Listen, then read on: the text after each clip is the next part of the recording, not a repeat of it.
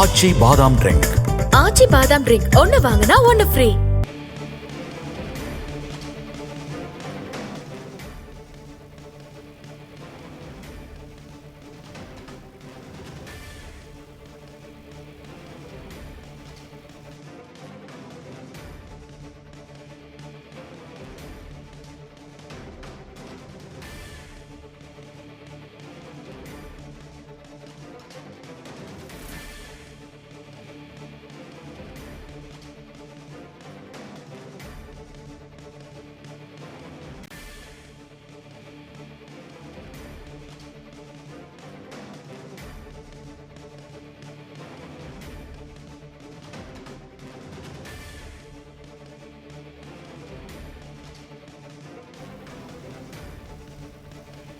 உச்சநீதிமன்ற தீர்ப்பை வரவேற்று கேரள முதலமைச்சர் பினராயி விஜயன் பதிவை வெளியிட்டிருக்கிறார்.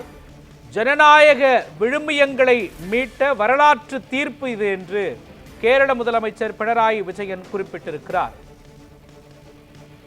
தமிழக ஆளுநருக்கு எதிரான உச்சநீதிமன்ற தீர்ப்பு கூட்டாட்சி கொள்கை ஜனநாயக விழுமியங்களை மீட்ட வரலாற்று தீர்ப்பு என்று கேரள மாநில முதலமைச்சர் பினராயி விஜயன் இந்த தீர்ப்பை வரவேற்று பதிவிட்டிருக்கிறார்.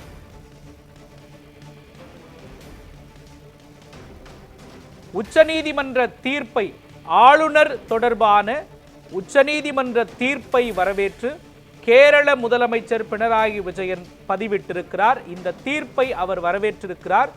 ஜனநாயக விழுமியங்களை மீட்ட வரலாற்று தீர்ப்பு இதுவென்று அவர் குறிப்பிட்டிருக்கிறார். விரிவான விவரங்களை வழங்குவதற்காக நமது செய்தியாளர் பாஸ்கர பாண்டியன் இணைந்திருக்கிறார். பாஸ்கர பாண்டியன், இந்த தீர்ப்பு குறித்து, ஆளுநர் தொடர்பான உச்சநீதிமன்ற தீர்ப்பு குறித்து கேரள முதலமைச்சர் பினராயி விஜயன் குறிப்பிட்டுள்ள அந்த பதிவின் முழு விவரங்களை நீங்க பதிவு பண்ணலாம்.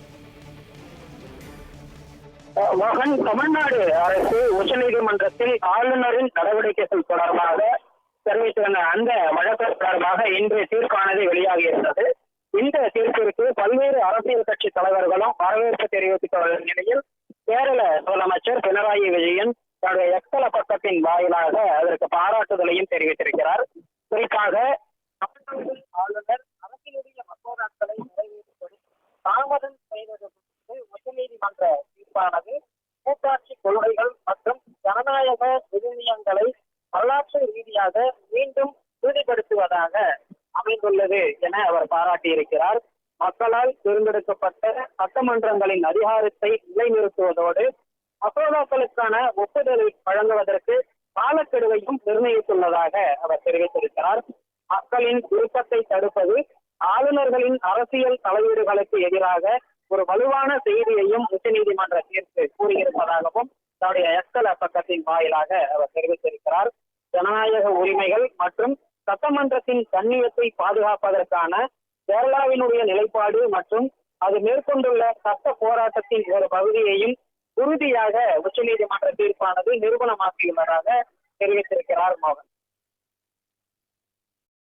வழங்கியதற்கு நன்றி பாஸ்கர் பாண்டியன்.